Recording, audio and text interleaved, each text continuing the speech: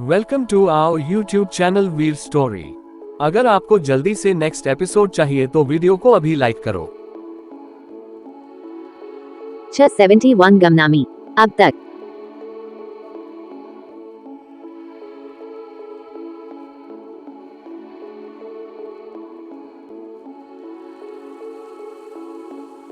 आदित्य चुपचाप दूर से ये सब होते हुए देख रहा था। उसे समझ नहीं आ रहा था रेयांश ने कार्तिक को क्या कहा, मगर वो ये जानने के लिए बेहद ही उत्सुक था। अब आगे कहीं उसके भाई ने उसके डैड को वो बता तो नहीं दिया जो उसने अभी अभी उसे बताया था। कार्तिक सीधा सीटिंग एरिया में आकर वन सीटर काउच पर बैठ गया। तन्मय हमेशा की तरह अपना दोनों हाथ पीछे की तरफ बांधे उसके बगल में खड़ा था। कार्तिक ने दोबारा एक नजर श्रीधर और परितोष पर डाली। आज उन सब के वहां इकट्ठा होने का इकलौता वजह था वो हमला जो पर्ल आइलैंड से साम्राज्य पर किया गया था। परितोष ने बड़े आराम से अपना पक्ष रखते हुए कहा, चेयरमैन, हम बहुत ही शांतिप्रिय लोग हैं। हमें शांति से जीना और रहना पसंद है। इतना सब होने के बाद भी हम यहाँ शांति से मुद्दा सुलझाने आए हैं। हमें आशा है आज हमें न्याय मिलेगा, वरना अगर हमने अपने तरीके से न्याय लेने की कोशिश की तो पूरी दुनिया में अशांति और अराजकता फैल जाएगी, जो हम नहीं चाहते हैं। भले ही पर्ल आइलैंड से आपके अच्छे संबंध हो, मगर पर्ल आइलैंड ने हम पर बगैर कारण हमला करवाया है। इसकी सजा उन्हें जरूर मिलनी ही चाहिए। सुप्रीम पावर होने के नाते हमें उम्मीद है रॉकवेव आपसी संबंधों को न्याय के आरे नहीं आने देगा। परितोष की पूरी बात सुनने के बाद कार्तिक ने बगैर कुछ कहे श्रीधर की तरफ देखा, जो थोड़ा चिंतित दिखाई पड़ रहा था। कार्तिक की नजरें भांपते ही श्रीधर ने गहरी सांस लेकर कहा, परितोष, मैं जानता हूँ तुम हमेशा से हमें गलत समझते आए हो और आज भी तुम्हें यही लगता है कि हम गलत है और हमने तुम पर हमला करवाया है, मगर असल में ये सच नहीं है। हालांकि हमला पर्ल आइलैंड से ही किया गया है, मगर इसमें हमारा या हमारे यहाँ के लोगों का कोई हाथ नहीं है। श्रीधर की बात सुनते ही हमेशा शांत रहने वाले परितोष के चेहरे पर कठोरता और गुस्सा उमड़ आया। उससे पहले से ही पर्ल आइलैंड वालों से सख्त नफरत थी और अब श्रीधर के मुंह से सफेद झूठ सुनकर उसका पारा हाई हो गया था। परितोष ने दांत पीसते हुए बोला, वाह क्या बात है, आज भी तुम लोगों का दोगलापन गया नहीं श्रीधर। आज भी तुम सब साथ पहले की तरह ही दोगले हो। पहले पीठ में खंजर भोंको और बाद में कहो कि असल में ये सच नहीं है। हमने तुम्हारे पीठ में खंजर नहीं भोंका, वो तो हमारे हाथों ने भोंक दिया। श्रीधर, अब हम 60 साल पहले की तरह कमजोर नहीं रहे हैं। इस बार अगर तुम लोगों ने हदें पार की तो कसम देवता की हम पूरे पर्ल आइलैंड को दुनिया के नक्शे से मिटा देंगे। परितोष का गुस्सा अपने चरम सीमा पर पहुंच चुका था। एक अतीत की वो सारी बातें उसके जहन में आने लगी थी, जिसकी वजह से उसके पूरे आइलैंड को समुद्र के गर्भ में पनाह लेना पड़ा था। कई दशक तक गुमनामी में जीना पड़ा। अब वो इतिहास को दोबारा उन पर हावी नहीं होने देगा। अगर फिर से पर्ल आइलैंड वालों ने उसके घर की तरफ नजर उठाया तो वो उन्हें भी तबाह कर देगा। मोहल्ला में टेंशन बढ़ता देख कार्तिक ने तो कुछ नहीं कहा, मगर तन्मय चुप न रह पाया। उसे अच्छे से पता था अगर इन लोगों ने इसी तरह बहस किया और उसके चेयरमैन को इस बात से गुस्सा आ गया तो वो पर्ल आइलैंड और साम्राज्य दोनों को एक साथ ही दुनिया के नक्शे से मिटा देंगे। तन्मय ने गंभीर स्वर में कहा, सम्राट प्लीज अपने गुस्से पर काबू कीजिए। आप लोगों को यहाँ शांति से चीजों को शॉर्ट आउट करने के लिए बुलाया गया है, न कि बहस करने के लिए। तन्मय की बात सुनकर परितोष ने कठोर लहजे में कहा, मिस्टर तन्मय, मैं चीजों को शांति से तभी सुलझाऊंगा जब पर्ल आइलैंड मुझे इसके लिए एक ठोस स्पष्टीकरण देगा, वरना चीजें शांति से नहीं सुलझेंगी। परितोष की बात सुनकर तन्मय कुछ और बोलने को हुआ, मगर तभी कार्तिक ने उसे इशारे से शांत करा दिया। तन्मय ना चाहते हुए भी चुप हो गया। अब सबकी नजर कार्तिक पर आकर टिक गई थी। कार्तिक जब से वहां आया था तब से उसने एक शब्द नहीं कहा था। वो शुरू से लेकर अब तक खामोशी से अपने सिगार का कश भरते हुए उन सबकी बातें सुन रहा था। सिगार का बट एस्ट्रे में मसलते हुए कार्तिक ने कहा, अपने लिए स्टैंड लेना या फिर अपने लिए आवाज उठाना गलत नहीं है मिस्टर परितोष, मगर अधूरी बात पर रिएक्ट कर देना या फिर पास्ट के बेसिस पर लोगों को जज करना समझदार लोगों की पहचान नहीं होती है। कार्तिक ने बड़े आराम से अपनी बात कही थी, मगर उसके बोलने के बाद किसी की भी हिम्मत नहीं हो रही थी कुछ बोलने की या फिर कार्तिक को ऑब्जेक्ट करने की। कार्तिक ने आगे कुछ नहीं कहा। उसने तन्मय को एक नजर देखा। कार्तिक की नजरों का इशारा समझकर तन्मय बोला, मैंने पर्सनली साम्राज्य पर हुए उस हमले को इन्वेस्टिगेट किया था सम्राट। भले ही हमला पर्ल आइलैंड से किया गया है, मगर हमले के पीछे श्रीधर का नहीं बल्कि आपके सौतेले भाई सार्थक का हाथ है। उसने सालों पहले अपने कुछ लोग पर्ल आइलैंड में तैनात करवा दिया था, जिन्होंने इस हमले को अंजाम दिया। अब इस साजिश के पीछे की वजह तो आप खुद समझ ही चुके होंगे, मगर मैं फिर भी आपको सब कुछ डिटेल में बताता हूँ। इस हमले की एकमात्र वजह थी पर्ल आइलैंड और साम्राज्य में जंग छिड़वाना, ताकि इस जंग का फायदा उठाकर वो साम्राज्य को हथिया ले। वो तो आपने समझदारी दिखाकर तुरंत कोई पलटवार नहीं किया, वरना अब तक शायद आप सब कुछ खो चुके होते। अपने सौतेले भाई सार्थक का जिक्र सुनने के बाद परितोष बिल्कुल शांत हो गया। उसे अब सारा मामला समझ आ चुका था। हालांकि परितोष को अचानक शांत होता देखकर श्रीधर को बड़ा ही अजीब लगा। वह परितोष को बचपन से जानता था। परितोष बड़ा ही जिद्दी किस्म का इंसान था। उसका इतनी जल्दी मामले को एक्सेप्ट कर लेना तन्मय को भी बड़ा अजीब लग रहा था। उसने तो सोचा था परितोष इतनी जल्दी उसकी बात नहीं समझेगा, वो उससे अनगिनत सबूत मांगेगा, मगर परितोष तो एक बार में ही उसकी बात समझ गया, वो भी बगैर कोई सबूत मांगे। परितोष भी श्रीधर और तन्मय की नजरों से उनके मन में चल रहे सवालों को भांप चुका था, मगर उसने जवाब में कोई एक्सप्लेनेशन नहीं दिया। कार्तिक ने बिना इमोशन के कहा, ठीक है, फिर अगर मामला इतनी आसानी से शॉर्ट आउट हो गया तो आप सब अब जाकर रेस्ट कर सकते हैं, बहुत रात हो चुकी है। कार्तिक की बात सुनने के बाद सभी लोग एक एक कर वहां से उठकर जाने लगे, मगर परितोष को कार्तिक ने वहीं रुकने के लिए कहा। पलक झपकते ही पूरा सीटिंग एरिया खाली हो गया। वहां अब सिर्फ कार्तिक, परितोष, आदित्य, आरव और तन्मय मौजूद थे। कार्तिक ने कहा, मिस्टर परितोष, मुझे अच्छे से पता है आपने मेरी वाइफी की जान क्यों बचाई थी, मगर मतलब से ही सही आपने मेरी वाइफी की जान बचाई है, इसीलिए आपका बहुत बहुत शुक्रिया। भविष्य में रॉकवेव तब तक आपके खिलाफ खड़ा नहीं होगा जब तक आप लोग सीधे सीधे मुझे ऑफेंड ना करो, और आप लोगों को तब तक रॉकवेव को कोई टैक्स भी पे नहीं करना होगा। कार्तिक की बात सुनकर परितोष के चेहरे पर हल्की मुस्कान आ गई। उसे यही तो चाहिए था कार्तिक से। बेला को बचाने के पीछे भी परितोष का एकलौता मकसद यही था, टैक्स पे ना करना। टैक्स एक तरीके गुलामी की निशानी जैसा होता था। रॉकवेव को जो लोग टैक्स पे करते थे वो सब उसके अधीन थे, पर्ल आइलैंड भी, मगर परितोष को रॉकवेव का गुलाम नहीं बनना था। इसीलिए उसने बेला को बचाया था, ताकि अपनी पसंदीदा औरत के लिए चेयरमैन खुश होकर उससे टैक्स ना ले और वो सिर उठाकर जी सके। हालांकि बेला को बचाते वक्त परितोष ने ये नहीं सोचा था कि बेला रिचर्ड असल में चेयरमैन की बेड वॉमन नहीं वाइफ होगी, जिससे वो पागलों की तरह प्यार करता होगा। कार्तिक ने आगे आराम से कहा, मिस्टर परितोष, वैसे तो मैं खुद सारी बातें पता कर लूंगा, मगर यदि 14 साल पहले हुए उस हादसे से या फिर मेरी वाइफी से जुड़ी और कोई ऐसी बातें हैं जो आपने अब तक हमें नहीं बताई है, वो मुझे अभी बता दीजिए, वरना अगर मुझे फ्यूचर में मेरी वाइफी से जुड़ी हुई कोई ऐसी बात पता चली जो आप लोगों ने मुझसे छिपाई होगी, तो हो सकता है वह दिन दुनिया के नक्शे पर साम्राज्य का आखिरी दिन बन जाए। कार्तिक की बात सुनने के बाद परितोष एक पल के लिए तो चुप रहा, मगर फिर उसने मुस्कुराकर कहा, नहीं, ऐसा कुछ नहीं है, जो भी था वो सब मैंने मैडम रिचर्ड को बता दिया है। परितोष का जवाब सुनकर कार्तिक ने बिना इमोशन के कहा, यही बेहतर होगा। खैर तन्मय, जाओ, जाकर मिस्टर परितोष को उनका कमरा दिखा दो। Okay chairman. तन्मय और परितोष के वहां से जाने के बाद आदित्य ने कहा, डैड, मुझे आपको कुछ बताना है। आदित्य की बात सुनकर कार्तिक ने उसकी तरफ देखते हुए कहा, तुम्हें मुझे जो बताना है वो तन्मय मुझे ऑलरेडी बता चुका है। जाओ, जाकर रेस्ट करो, बहुत रात हो गई है, मैं इस मैटर को देख लूंगा। कार्तिक का जवाब सुनकर आदित्य हैरान हो गया। माना तन्मय उस दिन उनके साथ साम्राज्य गया था। उसने समय को भी देखा था, मगर उसने समय और कार्तिक के फेशियल सिमिलरिटीज को भी नोटिस कर लिया था। ये आदित्य को नहीं लगा था। हालांकि कार्तिक के अंडरग्रूम हुए लोगों से उम्मीद भी क्या की जा सकती थी, उन लोगों की नजरें बाज से भी ज्यादा तेज होती थी। आदित्य और आरव वहां से उठकर अपने अपने कमरे में आ गए। रात वाकई गहरी हो चुकी थी। कार्तिक अब अकेला वहां बैठा हुआ था। पूरे बैकयार्ड में गहरी खामोशी फैली हुई थी। कार्तिक ने कुछ मिनट बाद कॉफी टेबल से दूसरा सिगार उठाकर जलाया, मगर उसके 2-3 कश भरने के बाद कार्तिक ने उसे एस्ट्रे में मसल दिया। फिर उसने तीसरे, चौथे, पांचवें और छठे सिगार के साथ भी ऐसा ही किया। उसकी हर एक मूवमेंट में एक अजीब सी अस्थिरता झलक रही थी। अचानक कार्तिक का फोन रिंग हुआ, जिसने कार्तिक का ध्यान भंग कर दिया।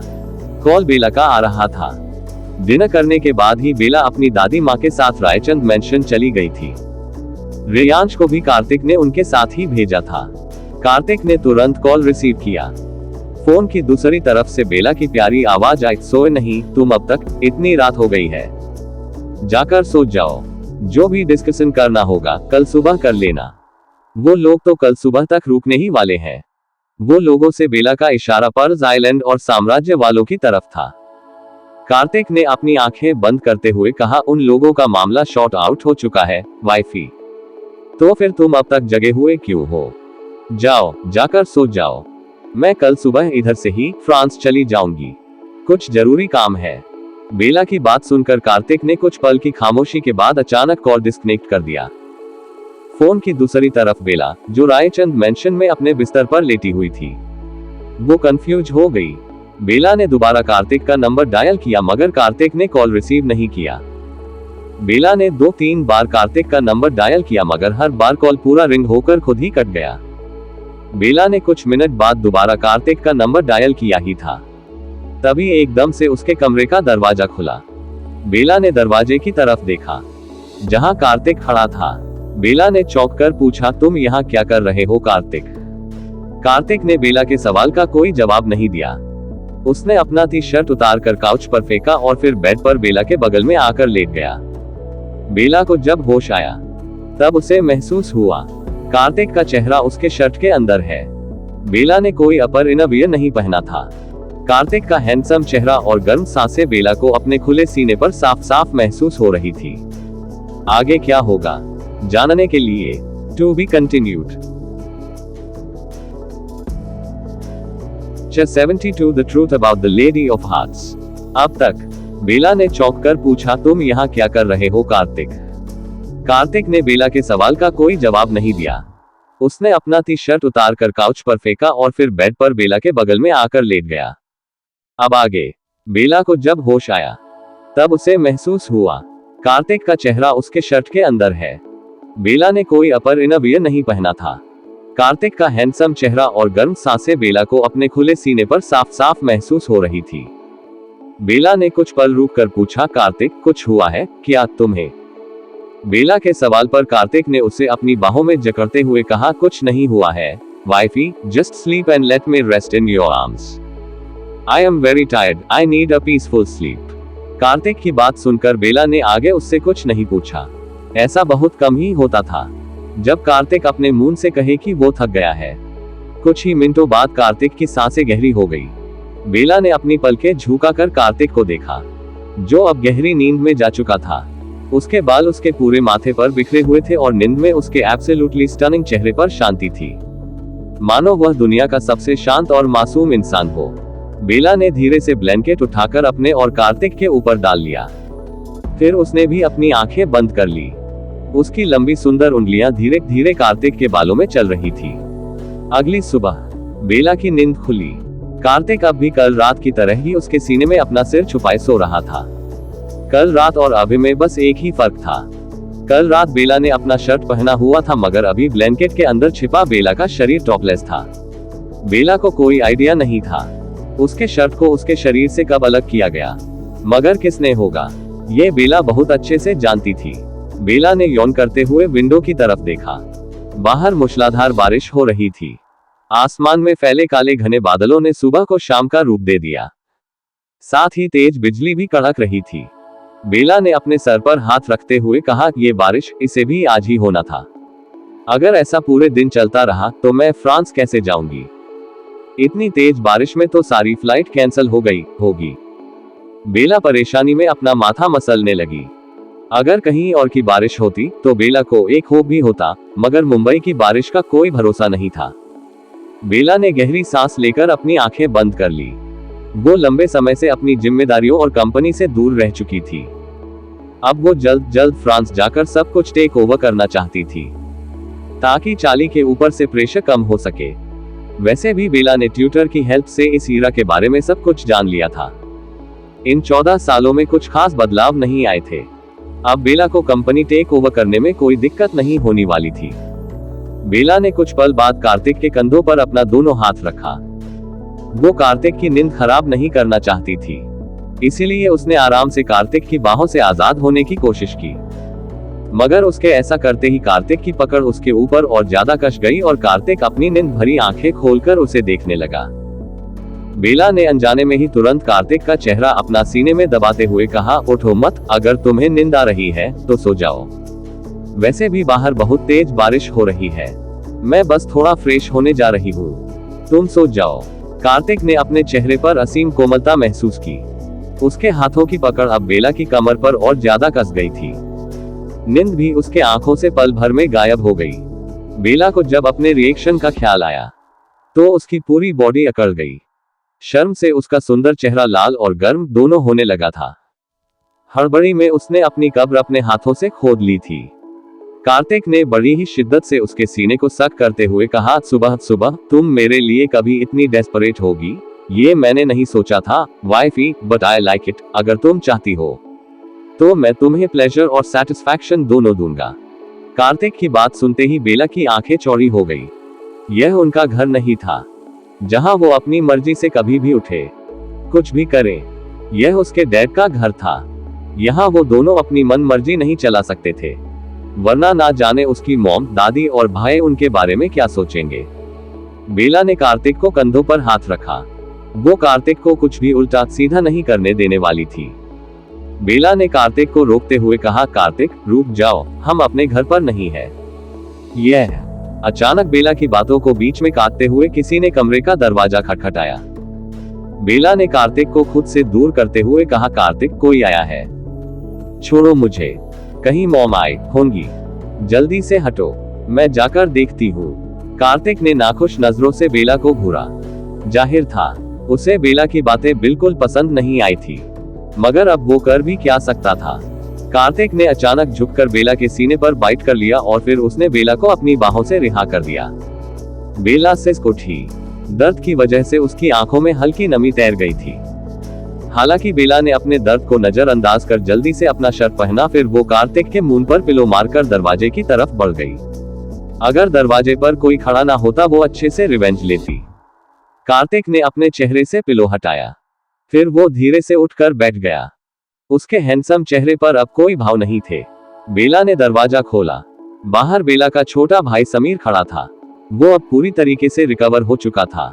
बेला को देखते ही समीर ने पूछा, क्या आप अभी ही उठी हो श्रेया दी? जवाब में बेला ने कहा, हाँ, क्यों, टाइम कितना हो रहा है? 9 बजने वाले हैं। क्या 9 बजने वाले हैं? मुझे तो लग रहा था अबे ज्यादा देर नहीं हुई होगी। वो इसीलिए क्योंकि सुबह से बारिश हो रही है और कल रात के थकान की वजह से आपकी नींद नहीं खुली होगी।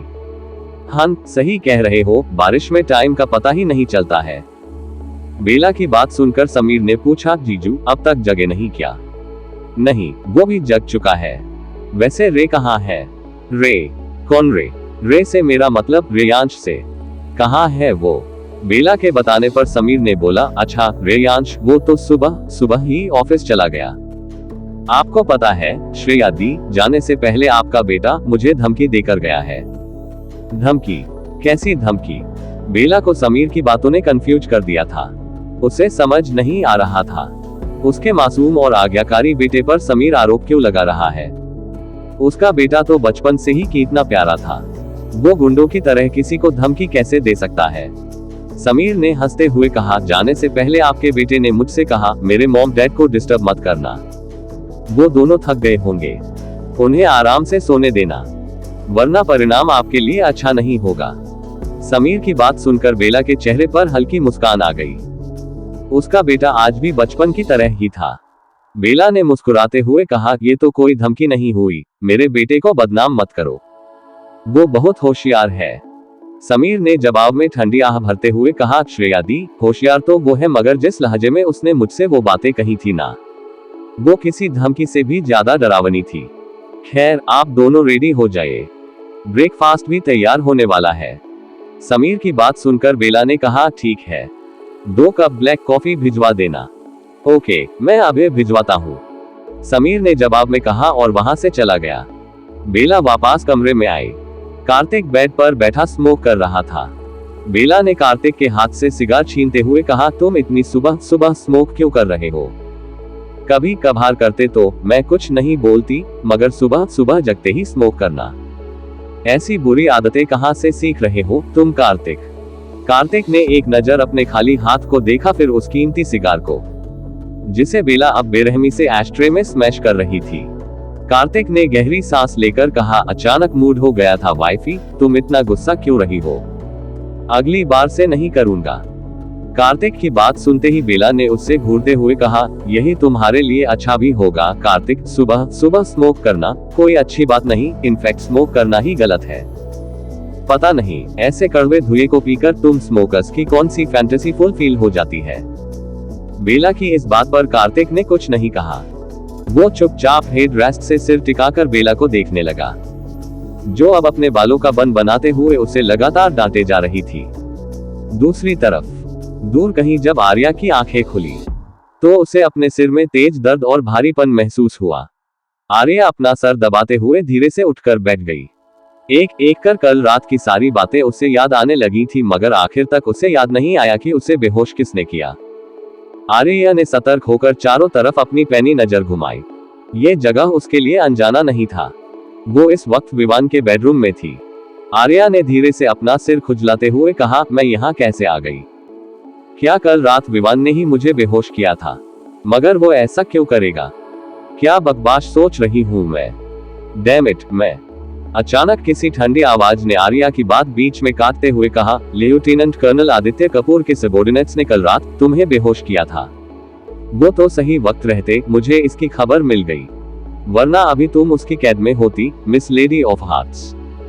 आर्या ने ये सुनते ही आवाज की दिशा में देखा, जहां विवान खड़ा था।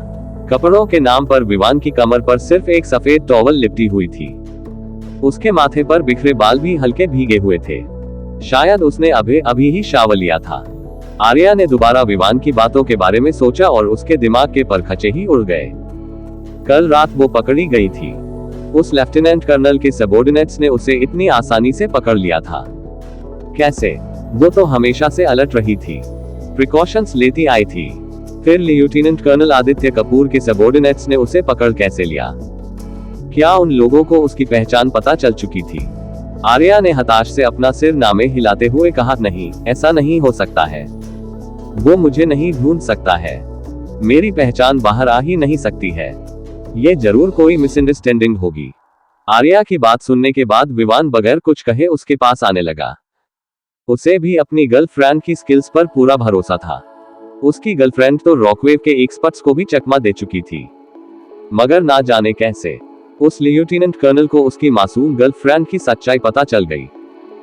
विवान ने आर्या का सर सहलाते हुए कहा, फिक्र मत करो, मैंने सब कुछ सेटल कर लिया है। अब वो लोग तुम तक कभी नहीं पहुंच पाएंगे। तुम बस मेरी बात माना करो आर्या, और उन मामलों से दूर रहा करो जिनसे दूर रहने को मैं तुम्हें कहता है। विवान की बात सुनकर आर्या बगैर कुछ कहे उसके सीने से लग गई। वो अब भी हैरान परेशान थी। उसके लिए इस बात को एक्सपेक्ट कर पाना बेहद ही मुश्किल था। क्या सच में पता चल चुका है आदित्य को लेडी ऑफ हार्ट्स की सच्चाई? क्या हुआ था कल रात आर्या के साथ? जानने के लिए टू बी कंटिन्यूड।